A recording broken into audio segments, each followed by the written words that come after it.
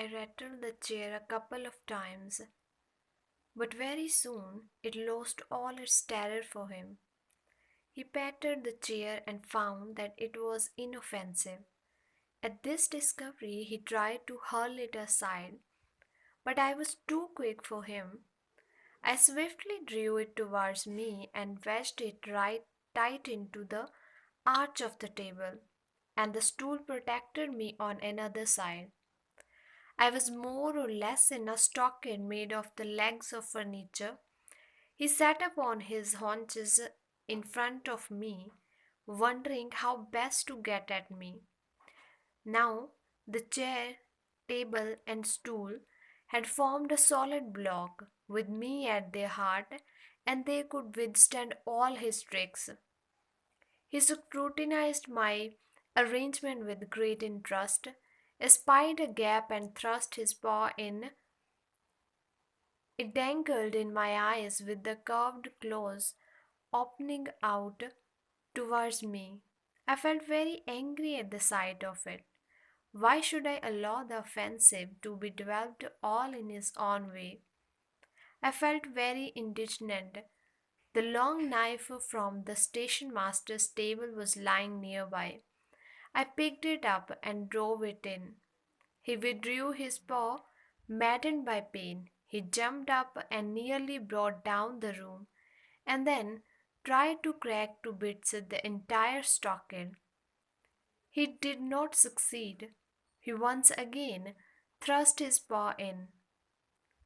I employed the long knife to good purpose and cut off a digit with the claw on it. It was a fight to the finish between him and me. He returned again and again to the charge, and I cut out, let me confess, 3 claws before I had done with him. I had become as bloodthirsty as he. Those claws mounted on gold are hanging around the necks of my 3 daughters. You can come and see them if you like sometime. At about 5 in the morning, the station master and the porter arrived and innocently walked in. The moment they stepped in, the tiger left me and turned on them. They both ran at top speed. The station master flew back to his house and shut the door. The porter, on fleet foot, went up a tree, with the tiger halfway up behind him. Thus they stopped, staring at each other till the goods train lumbered in after 5:30. It hissed and whistled and belched fire, till the tiger took himself down and bolted across the tracks into the jungle.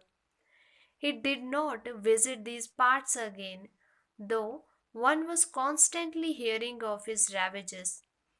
I did not meet him again till a few moments ago when I saw him riding in that bullock cart. I instantly recognized him by his right forepaw, where 3 toes and claws are missing.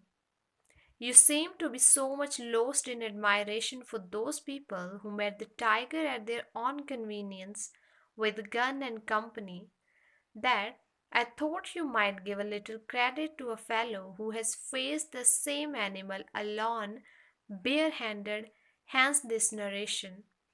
When the talkative man left us, we moved on to the square where they were keeping the trophy in view and hero worshipping and feting the hunters who were awaiting a lorry from the town. We pushed through the crowd and begged to be shown the right forepaw of the tiger. Somebody lowered a gas lamp. Yes, 3 toes were missing, and a deep black scar marked the spot. The man who cut it off must have driven his knife with the power of a hammer. To a question, the hunters replied, can't say how it happens. We have met a few instances like this.